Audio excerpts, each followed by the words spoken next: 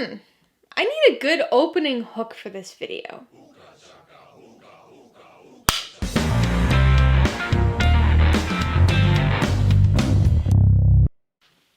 Hey everybody, welcome to Mainly Movies. Today I'm going to be ranking the 3 Guardians of the Galaxy films of the MCU as part of my franchise Rankography series. If you're new here, please consider subscribing for a variety of movie-related content like reviews, rank lists, and trailer reactions. So what is a Rankography exactly? Well, it's my ranking of a filmography, whether that be a director's output, an actor's appearances, or even an entire franchise. My rankographies are based on personal preference, and I rank movies according to how much I enjoyed them, rather than any specific technical merit or attribute. Remember, this is just my ranking, not the ranking, so be sure to post your own personal ranking of the Guardians of the Galaxy franchise in the comments below. The Guardians of the Galaxy were a big gamble. As the MCU's first lesser-known heroes to get their own movie, they had an uphill battle for success. Combine that lack of existing widespread recognition with a very comedic approach full of pop culture references and stick them out in space, and you get an idea that could have flopped just as easily as it could have been a hit. Luckily, it was the latter, and we've been treated to 3 entertaining and surprisingly emotional films. I really enjoy all 3 of these movies, so this ranking is gonna be a tough one to decide on. I've already reviewed all 3 of these movies on this channel, so if you want to check those out for some more in-depth thoughts on each of them, I'll put links in the description below, and also link them up in the cards as we go along. Alright, let's get this rankography started. Coming in at number 3, Guardians of the Galaxy Volume 2. I realize the placement of this film probably isn't all that surprising, but I want to be clear that I don't dislike this movie at all. In fact, ever since its release, I've been continuously going back and forth on which of the first 2 films I like more.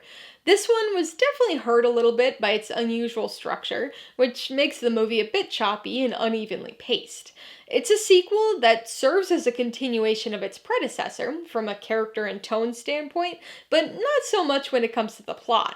Gone is the MacGuffin-driven space adventure origin story of the first film, instead replaced by a much more character-driven search for belonging.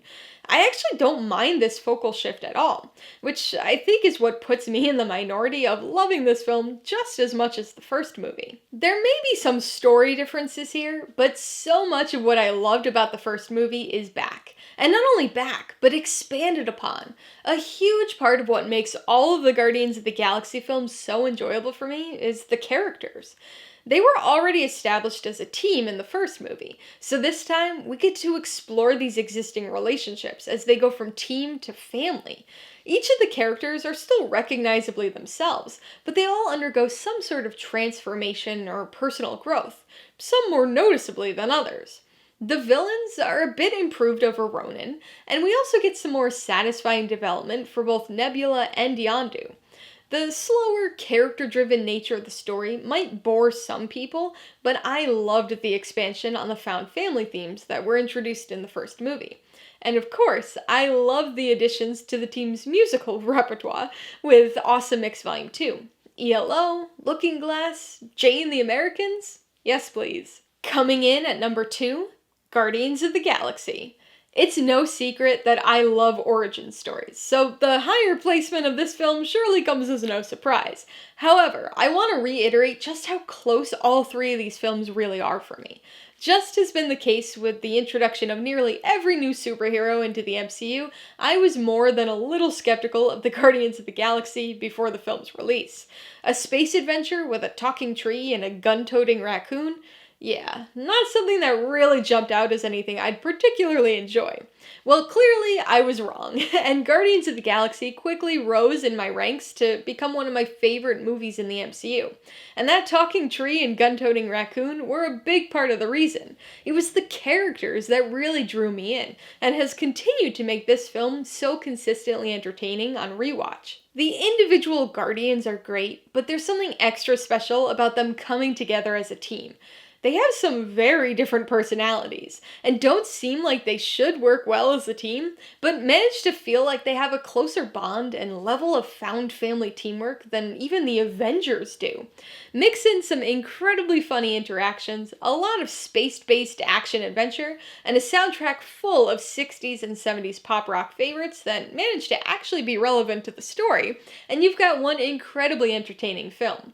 The movie suffers from the widespread MCU curse of having an underwhelming and forgettable main villain, but the other antagonistic characters help to make up for it in this fun movie full of humor and heart. So that means my number one Guardians of the Galaxy movie is Guardians of the Galaxy Volume 3. I'll admit that this was a bit of a surprise for me. I tend to stick with first films as my favorites because I like origin stories, and much of what I usually like about sequels hinges on those origins. And that is still the case here, but I don't know. This one packed a much bigger emotional punch than I was expecting.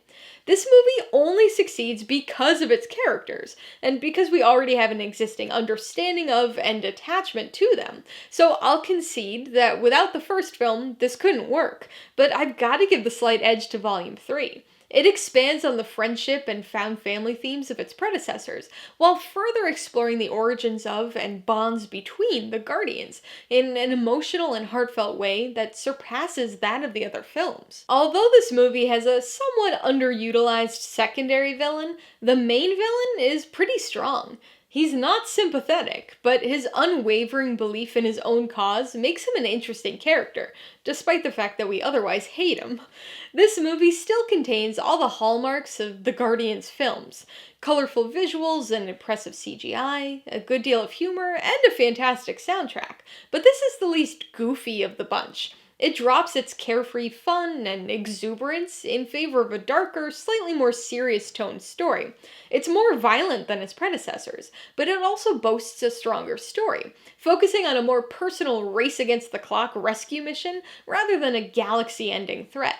It's a sadder and less overtly fun film, but it's a heartfelt, hopeful, and extremely satisfying close to the trilogy. Alright, so that's my rankography of the Guardians of the Galaxy franchise. 7 Guardians, 3 movies, and 1 Zune full of awesome songs.